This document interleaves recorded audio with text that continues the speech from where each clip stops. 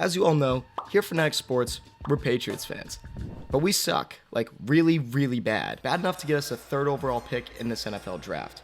But we do have $83 million in cap space. A revamp is totally in play for New England next season, as we could be building around a huge, new, dynamic piece.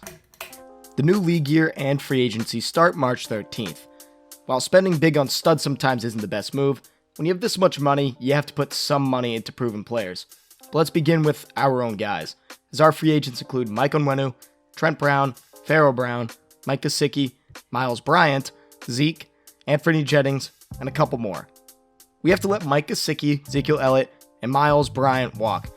Emphasis on Miles Bryant. He is the worst player I have ever seen in the NFL. Shout out Isaiah McKenzie for cooking him. We just transition tag Duggar, meaning he will be paid $13.8 million, who can match any offer in free agency. Great move for a stud safety to keep him next to our best defensive player last season, Jabril Peppers. Kyle Duggar is a versatile safety that can play anywhere. He was a re-signing that we needed. We must re-sign Mike Onwenu, Trent Brown, Pharaoh Brown, and Anthony Jennings. Trent Brown is the clown in this soldier picture here. But let's hope that any issue he had with the team was with Bill, not with the organization. That Gerard Mayo can help mend this relationship. It's not every day you can let a starting offensive tackle walk out the door. Mike Onwenu has proven to the Patriots that he's a great player worth every penny. Trent Brown, you give a 1-year deal. And Mike, you give the house too. Keep him forever. Pharaoh Brown is a nice backup tight end who made explosive plays, so a cheap 1 or 2 year deal situation there. And Anthony Jennings, he's a solid rotational rusher, so why let him walk? Hunter Henry's a tough call. I refuse to give more than $8 million a season though. They might be asking for more than that. And lastly, if I haven't made it clear enough, let Miles Bryant walk out the door. My God, just please go somewhere else. I don't know why we've kept you for so long. Now for out-of-house talent. We need to start at receiver. So T. Higgins was tagged, and the Patriots need to start looking to other options at the position, which is one of the top 2 needs of this football team. Some free agent receivers include Mike Evans, Calvin Ridley, Michael Pittman Jr., Marquise Brown, Kendrick Bourne, and more, but I don't like lists because they're boring. The 2 Mikes are going home, as Pittman will likely get tagged and Evans will re-sign when the Bucs inevitably bring back Baker Mayfield. So that leaves the rest. Out of the guys I mentioned, there's one that stands out, and that is Calvin Ridley. He had a disappointing season last year compared to expectations because he dropped the ball a lot. But Trevor Lawrence also had a down year himself, so maybe those 2 could just never get on the right page. Ridley's an explosive athlete, fast, agile, and a good route runner. Ridley's only issue was his hands last year. But there are questions on whether he's best suited as a number 2, or if he could be a productive number 1 this league, as he had his best season with Julio Jones as the number 1, and his best games last year when Christian Kirk was available. However, given our receiver situation and Kendrick Bourne potentially leaving, as I just brought him up, he's not someone we can pass up.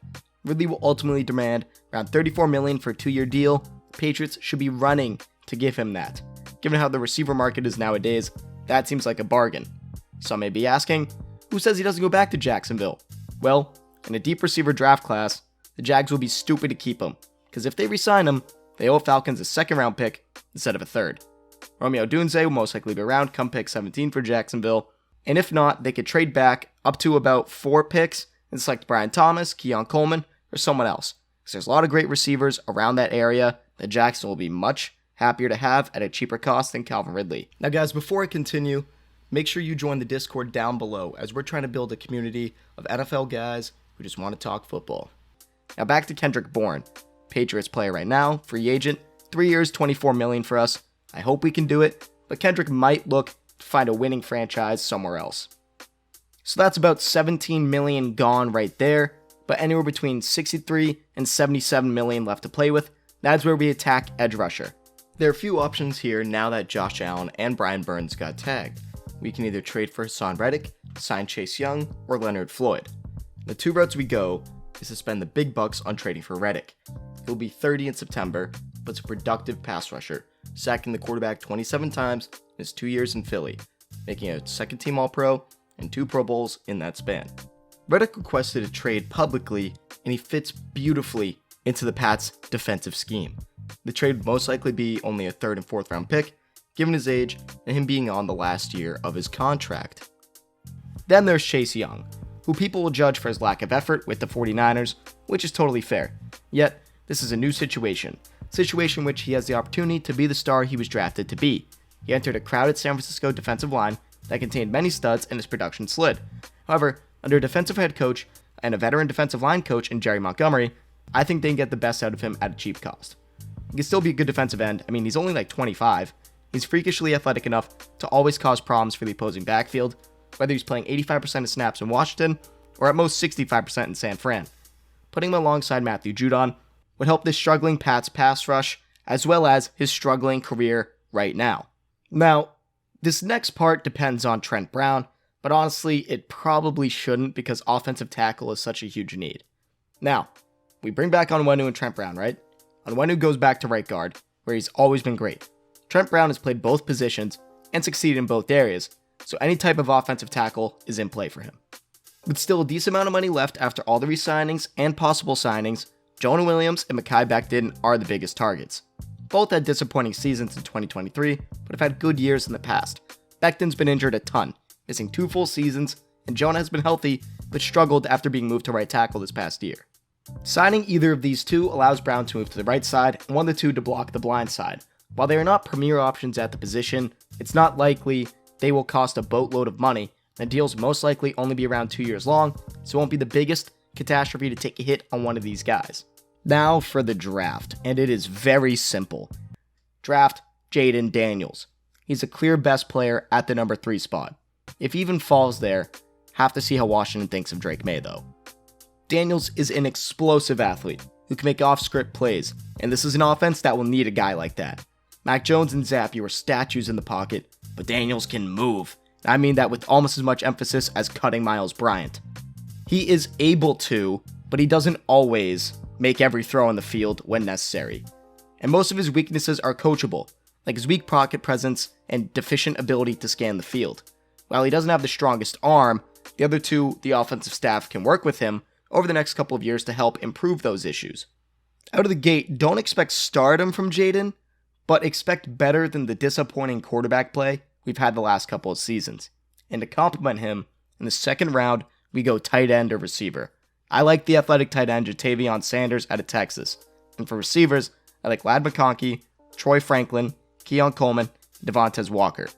Any of these guys would make me happy, but I would also be okay with potentially looking into the offensive tackle route if we're not able to land a guard or tackle in free agency. There's also a chance Romeo Dunze falls to us in the second round. While that's not very likely, I still would like to see if that happens, but I've definitely heard that before. And as for the rest of the draft, I would say get 1 or 2 more receivers, a running back, which is specifically Washington Dylan Johnson late, some offensive tackle depth, safety, and linebacker. Depth at all of these positions is vital. We've seen injuries at a lot of these positions, and safety and linebacker specifically, you need guys who could rotate in throughout the game. Foxborough needs a full overhaul on offense, and getting some young guys at skill positions will be a big step in that direction. Jayden Daniels is the key here. He is the future. If it is Drake May, sure, do it. But I love Daniels, and I just kind of like May. There are situations where we can trade back and get JJ McCarthy, or someone of that caliber, or even an offensive tackle. But I think it's time the Patriots move off script and get someone who can make plays on their own, not rely on others to make plays for them, and that is something we have lacked since Brady left, and we need to move on to a new style. And as you all know, Gerard Mayo and crew aren't going to be able to make all of these moves. Players may decide to stay with their old teams, take more money elsewhere, or hell, the Pats may not be interested in some of these guys. But I think the routes I laid out may be the best options we have to rebuild or even revamp this now struggling franchise. Our new regime should help the Patriots find their own identity, outside of the Patriot way. And I believe this offseason is just the beginning of a new look Patriots team. And with all that being said, that is it for me, guys. Thank you for tuning to Fanatics Sports. If you liked the video, come on, subscribe to the channel and leave a like on the video. Also, follow me on Instagram at Fanatics Sports 25, Twitter at Fanatics Sports, and TikTok, where I'm for sure most active, at Fanatics Sports again. And this is Joe Shea of Fanatics Sports, signing off.